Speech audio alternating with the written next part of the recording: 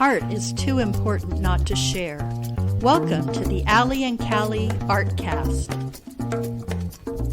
Hi, I'm Allie. And I'm Callie, and we're with the Coeur d'Alene Arts and Culture Alliance. Hello, everyone. Hello, everyone. We are in Revelstoke, BC for the Luna Festival. Having a great time. Love the people. Love the area. It's gorgeous. The weather's gorgeous. It is. It's perfect. It's perfect. It's cool, crisp in the evening. It's perfect. But I haven't really had to wear my jacket, which is great.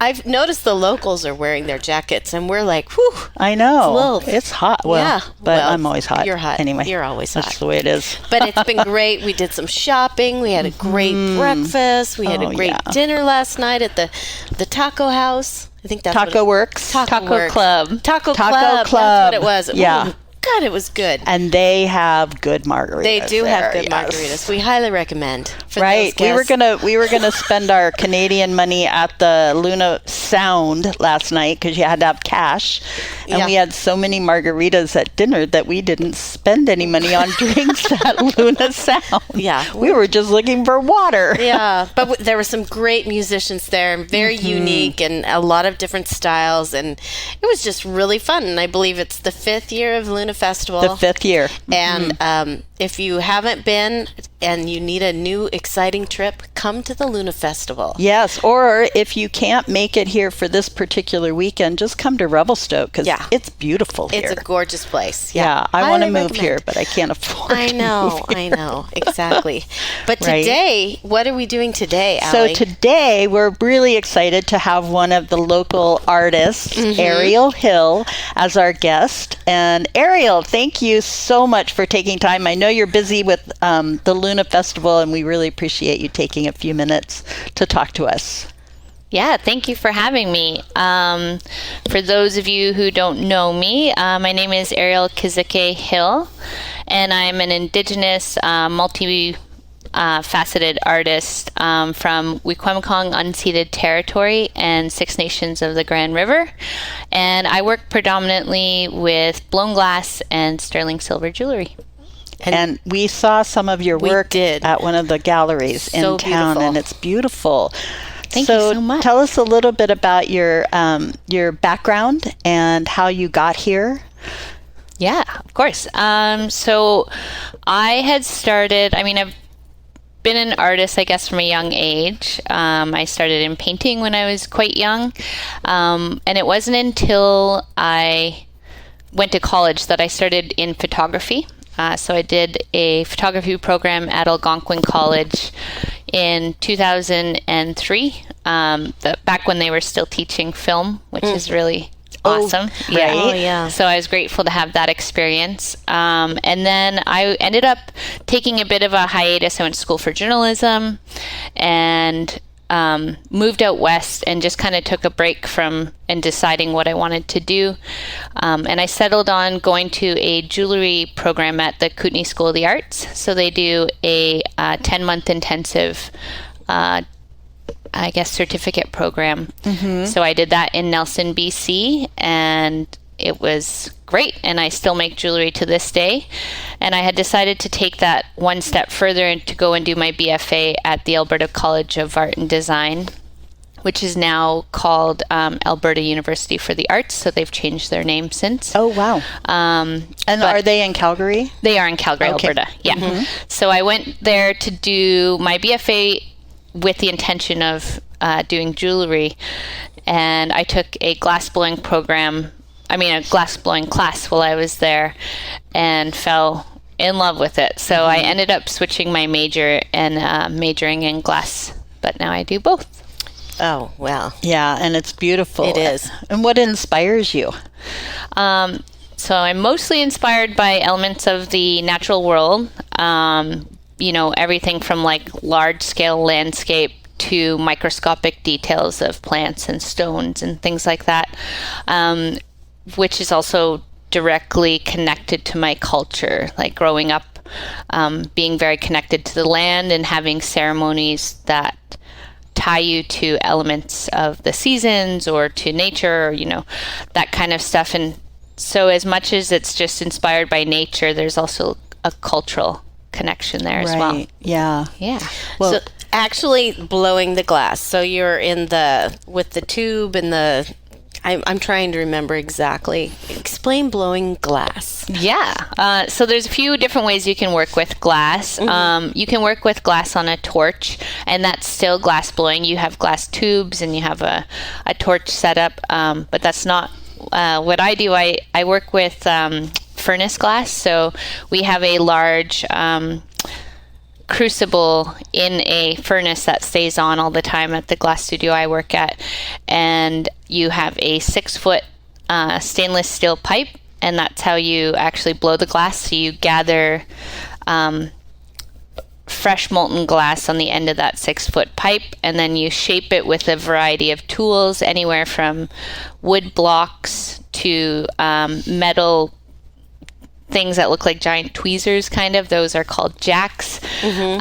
We use wet newspaper a lot of the time to form the glass. So by folding it into a certain size and having it wet, it creates a charcoal kind of layer on the newspaper, and that allows the glass to slide back and forth on there. But you can actually touch. It's almost like you're touching the glass, but you have this barrier, and so between the charcoal and the steam, it protects your hand from the heat. Wow. Yeah. Oh, that's cool. Yeah. Some of your glass that I've seen already, like I can see that vase right there, like it's kind of a smoky glass. I mean, is that because of the color of the glass that you've used, or how do you get the smoke in it? There's just a beautiful, I don't know, it's got a different texture to me, and I don't know how to describe it. It's really cool. So that's a process that happens after the glass blowing. So I make the pieces with the intention of finishing them that way. So once they're done and they've come out of the annealer, which is a giant oven, I guess, or like furnace that you put the glass in, and it has to come down from 964 degrees Fahrenheit down to room temperature over the course of about 12 to 16 hours. So once that piece is... because if it cools too quickly, it will break. Isn't that right? Yeah, exactly. Yeah, glass doesn't like to change temperature very drastically. So once that comes out of the annealer, then you have various processes called cold working, and so that's working with the glass after the hot part is done. You need to make sure that the bottom is flat, and then with my pieces, I sandblast them. So using a sandblasting medium to get that matte that's what finish. I mean. Yeah, the matte finish. I'm like, the words weren't coming. I'm like, smoky. That's not it.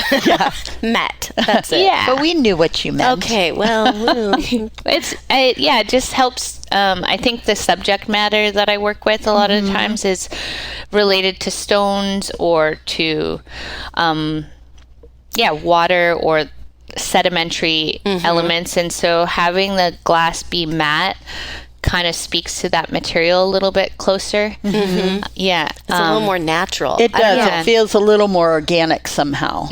So the colors, you put the colors in the glass when you're working with the glass, and then you've already got the basic structure when you do the sandblasting. Is that right? Yeah, everything is basically, the piece is already made. Right. So all the colors are there, the shape is there. The only element is just how the finish is done. Yeah. Yeah. Right. So cool. They're beautiful. They're beautiful. Yeah. And I love the organic movement of them. They're really pretty. When we were in the little art gallery downtown Revelstoke, we saw some of your jewelry too, and that's beautiful too. Thank you. You work primarily with sterling silver? Yes, I only work with sterling silver. And then sometimes I incorporate beadwork in there, so there's like a cross over from my culture and my jewelry training. So I incorporate traditional craft techniques along with silversmithing. Right. So the beads you make too, they're I mean the ones that I saw, they're made out of glass. Yeah. So there's I do some torch work. So if you ever get a chance to try a bead workshop, that's really fun too. So you're melting glass onto these little rods, and you can make your own glass beads. So I do a little bit of that, but I also use pre-made glass beads for traditional kind of bead weaving beadwork. Oh, right. Yeah. So I do, I guess both. Yeah. Yeah. Well, I saw a necklace at the art studio or the gallery that I think I'm going to go back and buy. I keep thinking about she's it. like, It's so pretty. It had the little obsidian, I think, or the. It looks what like was that? abalone. Oh, the pearl one. Yeah. I said mother of pearl. Mother of pearl. I don't know yes. if that's what Oh, it is, it but was that's what it looks beautiful. like. I know. I don't. It's gorgeous. Obsidian is black, isn't it? Yes, it is Yeah. black. Oops, it's the opposite of that. But Yeah. there's a white pearl in there, and then also, and that's like a freeform organic kind of pearl, and then there's Right. also a black pearl in there as well. Ooh, really pretty. okay. Now I'm really going to buy it. You like that. I know. Yeah. There's I a can lot say of. I have an Ariel Hill. Yeah, you do. Yeah. Exactly. I appreciate that. Oh. Hey y'all, it's Jason from Tubbs Coffee Roasters. We are North Idaho's specialty coffee roaster. We are homegrown and we are local. We love coffee and we love our community, especially Allie and Callie and Artcast. We have a retail space in our roastery in Hayden, and we can also be found on the shelves at Super One and Yokes.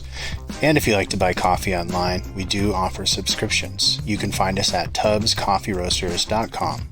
Support arts and culture and your local roaster. That's all. So go ahead, Allie.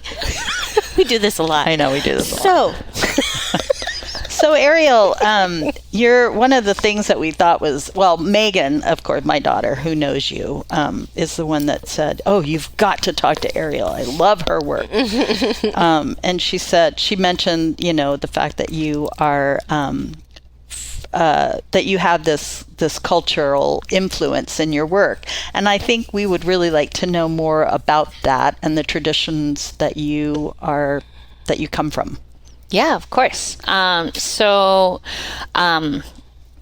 Both sides of my family are Indigenous, and on my mother's side, we are Odawa from Manitoulin Island, Wikwemikong unceded territory.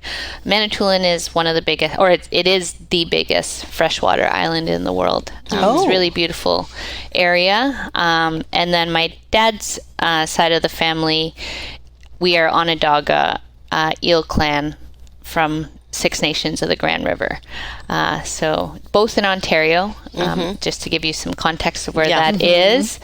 So they both have different cultural practices, but I grew up with both elements being involved in and surrounded by both cultures. So anywhere from going to powwows to ceremonies, just even being on the land and like eating traditional foods, fish and hunted game. Yeah, but there's this within both cultures, within I think any Indigenous culture around the world, there's this very strong connection to the land, because that's how you survive, and that's you're surrounded but with the trees or certain plants, and you get to know which plants are edible and which aren't, and different medicinal properties.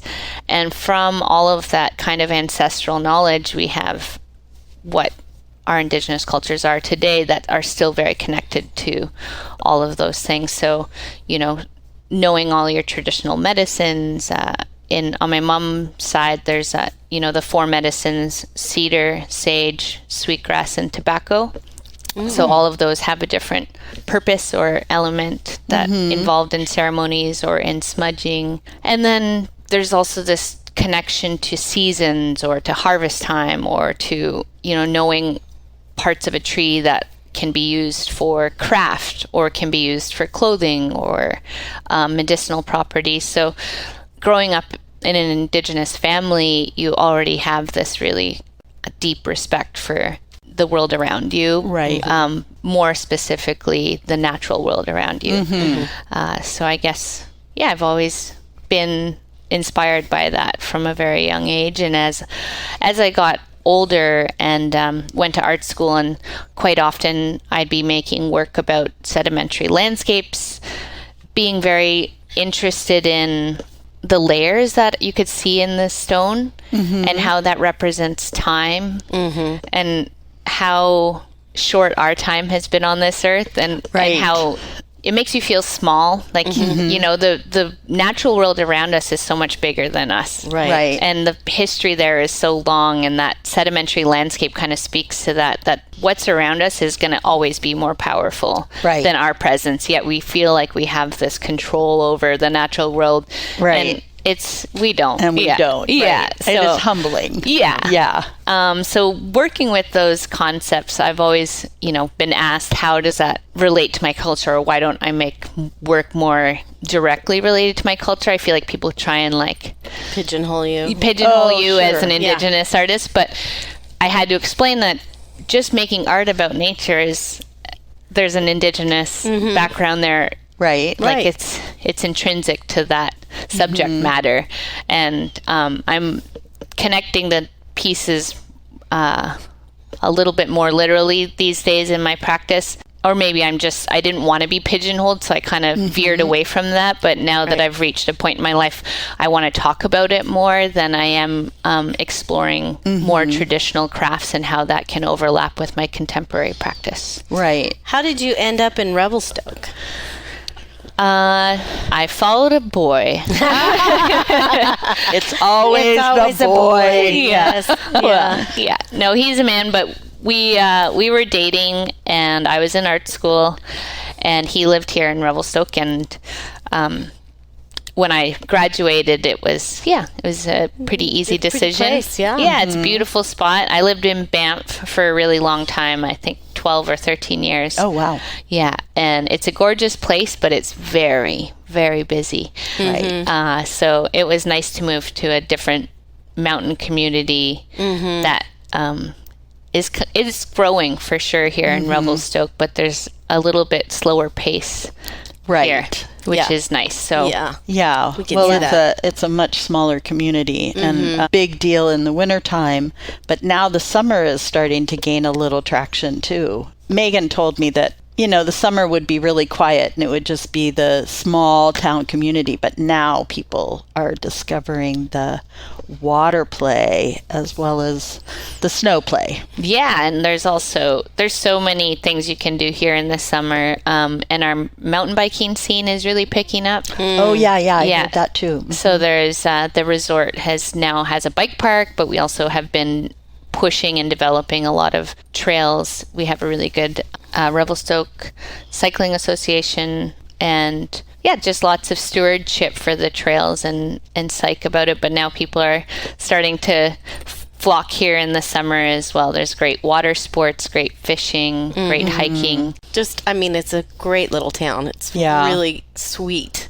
And it's just I think it's pretty quaint. Yeah. And there's good food and there's great galleries. I was going to mention, you're not only here in the gallery here, but you're in several other galleries. Where else can people see your work? So I am represented by Guildworks, which is in Prince Edward County in Ontario. I have jewelry work at the Banff Trading Post in Banff, Cold Town Goods in Fernie. I carry my glass and jewelry at Project A in Canmore. And then it just depends on what kind of opportunities arise. I'll be doing a show coming up in late January at the Canadian Clay and Glass Gallery in Waterloo. As part of their emerging talent series. So working towards that, and we'll see what comes. Fun. And do you have a website? I do. It's akhstudios.ca. And of course you're on Instagram. Right. Yes. Again, AKH Studios, but there's a little underscore in between the AKH and Studios. Yeah, so you check can it find out me because there. then you can see some of her beautiful work. We'll take some pictures too. Oh, and put it on our on our Facebook we'll post. Tag it. Yeah, for sure. But it's beautiful, and I love I actually love the fact that you've taken your cultural influence, but you have run on your own, and I think that's awesome. Yeah, it's great to have. Well, and I feel like as an Indigenous artist, I love, that traditional practice and those traditional crafts that I learned as a child, and learning new ones too. I just did a quill box workshop at my home community on Manitoulin Island. Oh, cool. To learn that very long-standing craft, but I'm learning it now. However, there's I feel like as an Indigenous artist, it's nice to also be seen as a contemporary artist, and that not everything belongs in a museum, and Right. that Indigenous artists work in all kinds of mediums and with all kinds of ideas, and so it's important to have that representation as well. Have a presence and for sure. and that creativity, which we're all about. That creativity freedom. and Yeah. freedom. And- Yes, Yeah, we love creative that too. freedom. Yeah, Right. we need all that. Yeah. It's important. I usually find mine in the garden in my backyard, but not this year. Yeah, mine's in my studio, but Yep. And I love the glasswork, but that's like a passion that I haven't tried. But Yeah, It's never too late. I know. It's could happen. it could. You never know. What is this? Sediment series. Oh, What is this? Oh, my Indigenous name. Okay. Is Benashis, which is little bird.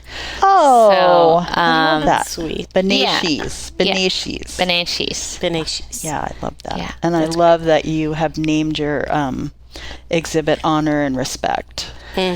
Yeah, so the specific exhibit, Honor and Respect, was an exploration of all the types of mediums that I've worked with. So there was beadwork in there was glass blowing, jewelry, photography, and watercolor painting, and it was all kind of melded together. And it was kind of sectioned off. There was a glacier series, a moss series, a sediment series, and then a Columbia River stone series. So they were all kind of explored with each of the mediums. And I did a matriarch photo triptych with my grandmother and my mother and myself, just to show that legacy. Oh, nice. I great. love that. Yeah, so this whole exhibit was kind of just an honor of the culture I was raised with, and how it and then my respect for not only nature but for that culture as well. So I tried to do a lot of translations with my grandmother. She's a language keeper for the Anishinaabewin language. Oh, wow. Yeah, so we translated a lot of the titles of the work so that they were available in both. And then I included my Indigenous name alongside my name with the exhibit as well. So, Oh, that's cool. yeah. Also, my middle name, Kazike, means to be in flight. So, Oh, there's cool. So two little elements bird there. to Yeah. be in flight. Yeah. That's great. That's awesome. Yeah. We have the Coeur d'Alene tribe in Coeur d'Alene, and we have talked to Leanne Campbell, who is the keeper of the traditional arts there. And she just left the casino recently to explore her own creativity a little bit more and study a little bit more. But we've taken some classes with her, and it's really fun to hang out with her and some of her people there, because they all practice their language and they're trying to keep their language, and I love that. I think that's so important. It's so interesting to hear them speak. Yeah, it's important to include it, even in street signs or when you come into a town, including some of that language element. Representation is just so important. Yeah, I feel like that's done much better here than it is in the States. We have we got a long way to go. we got a long way to go. Yeah. We do. We That do. is so true. Yeah, but we're starting somewhere, right?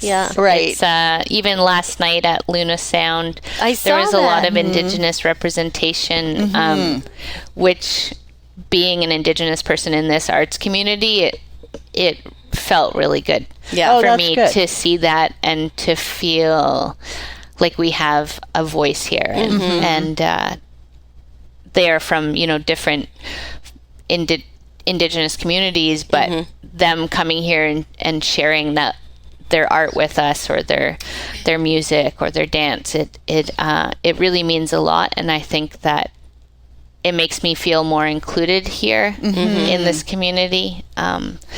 So it's that important. makes sense. Yeah, anytime you have an arts festival, make sure you include your local Indigenous Absolutely. communities. Yeah. And we have tried to incorporate in our programs land acknowledgements and just recognizing and letting our community recognize the importance of the people that were there before we took us. over. Yes, definitely. We in Revelstoke, we are on the traditional territories of 4 nations. So the Okanagan, the Sinixt, the Wikwemikong, and the Ktunaxa. And so that's important to acknowledge. We also, I've been working with a team that are producing a film that should be out this fall. I'm not going to give away too much, but it's talking about a prominent mountain in this town and being named after a problematic colonial figure. Interesting. And how that happens in a lot of mountain communities. So kind of just unpacking that a bit for people, and it's just a starting point, but it's important work. So I'm really grateful to be on that project, which that's awesome. be able to share with everybody soon. Hey ladies, have you heard about NIA yet? Hi, I'm Marilee Wallace. I'm a proud board member of the Coeur d'Alene Arts and Culture Alliance and owner of NIA, that's short for the North Idaho Alliance. We specialize in leadership development specifically focused in connecting women to programs and workshops and the network to educate, empower, and enrich their lives. Our goal is to make positive impacts in our community while helping other women in North Idaho succeed. Next up is our Women of Impact Leadership Roundtable series and our Women with Cool Jobs event. Those are both kicking off in the fall, so I hope you'll look us up. You can find us on Facebook at Women of Impact CDA, or just give us a call at 208-660-1557. Go out and make it an impactful day. So, Ariel, what is the Luna Festival, and what can we expect tonight? Because we've been talking to our community about the Alleries, which are really exciting, but I know there's a lot more to it.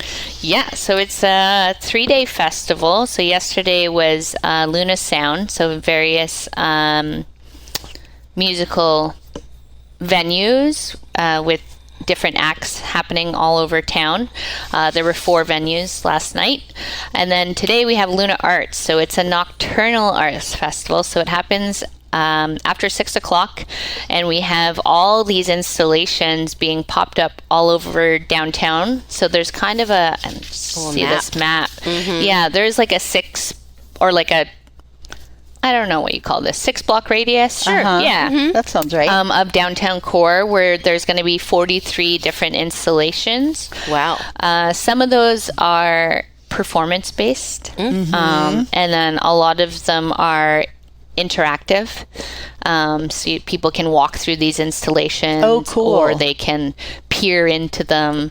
Then we also have the art alleries, which are permanent installations that happen in Revelstoke in the alleys. So bringing really beautiful artwork and putting it into the alley and illuminating it and having it be a legacy. So all of these art galleries, we just keep building on it. Yeah. So if you come to Revelstoke, so the art that's in there now may stay there, and then they just add to it. Well, they'll keep putting new locations. I love that. Yeah. So some of the installations tonight in the alleys will be digital. So those will just be for tonight. Right. Oh, okay. And then others will be permanent installations. So Like we just saw Mona Lisa last night by Mona Skisa. Mona Skisa. Yes. So it's a Mona Lisa made out of all ski equipment, and it's actually stunning.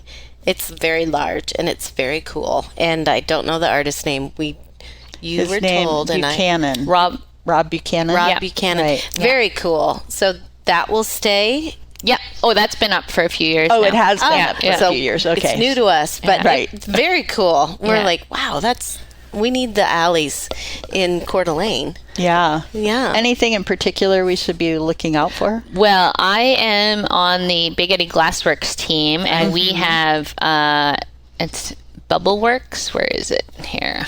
Yeah, we have to go to that. Oh, for Yeah. sure. So we have by the time this comes out, it'll already be Right. done, so I can give away all the surprises. right. Yeah. Because a lot of these installations, people don't know what to expect. All they see is a title. Yeah. And then you go around and you find them, and then it's the first time seeing it. So it's pretty fun. So we have an old bathtub that's going to be filled with glass bubbles, and then there's going to be glass bubbles hanging all from this gazebo. Cool. And then there's going to be fun lights and a bubble machine, and it's just going to be this interactive space where you're in a bubble bath. Oh, love cool. That'll be fun. That's great. So we are stringing up hundreds Of of bubbles. bubbles. Oh, Yeah.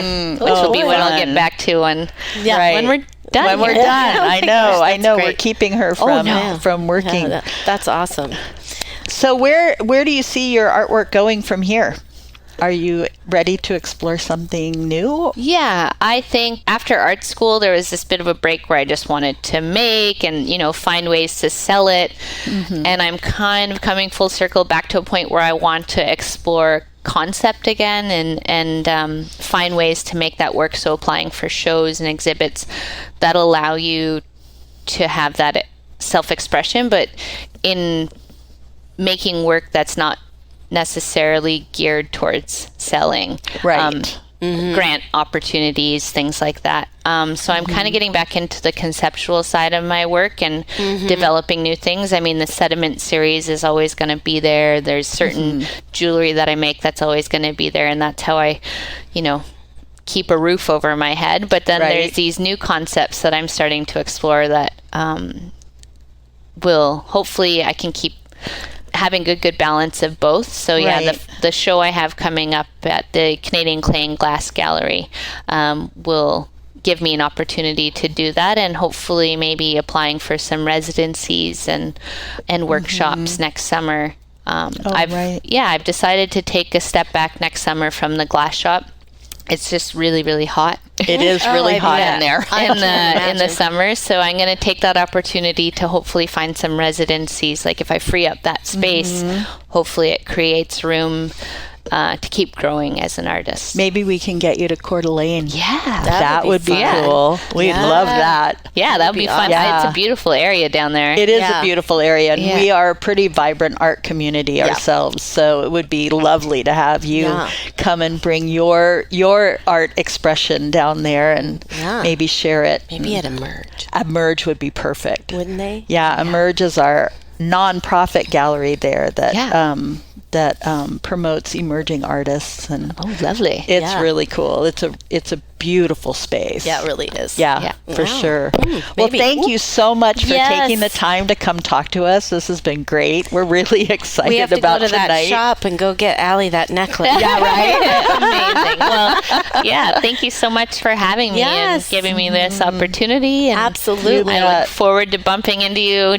downtown tonight. That's right. Yeah, I see you know at the it'll be bubble fun. Yeah. And just a note to anyone who's listening, the Luna Festival is usually the last weekend in September. Yes. So the Luna Festival will have already passed by the time you hear this, but it can check it out next check year. it out for next Plan year. ahead. Yeah, for sure. Because And- it's great. Yeah, it's worth the trip. It is worth the trip. Yep. We've had a blast. Yes, we have, and we will still have a blast. Yes. I want to come back next year. Yeah. I Oh, I know. forgot to mention. Sorry. Go ahead. Yeah. So I had talked about the Luna Arts, the Luna Alleries, And then on Luna Sound, and then Sunday we have Luna Studio.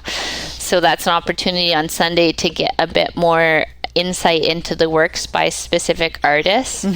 So there are 6 different artist talks scheduled for Sunday morning from 10 till about 2. Oh, great. Yeah, so that's a little bit more Intensive. personal. Yeah. Yeah. For Get sure. a bit closer to the art and get you can opportunity to ask the artist questions and things like that. So Yay. yeah, all 3 days. Yay. I know. This is a really packed weekend of just immersing yourself in the arts here in which we love. Yes, but we always love. You'll go home tired and happy. Yes, we will. Very. But when we leave, we're going to Nelson. We're going to go play at a nice hotel with a spa and everything. So, oh, nice. Yeah. We're looking forward to that we too. We work so hard, we have to go to the spa. That's right. Yeah, I love it. I love it. Well, thank you again. Yes, thank you. We're looking forward to tonight. And I'm Allie. And I'm Callie. And whatever you do today, make sure it's creative. The Allie and Callie Artcast is a program of the Coeur d'Alene Arts and Culture Alliance and is sponsored by NIA, North Idaho Alliance, a woman-based leadership organization designed to inspire, uplift, and impact your community and lives. And Tubbs Coffee Roasters, globally sourced, locally roasted coffee.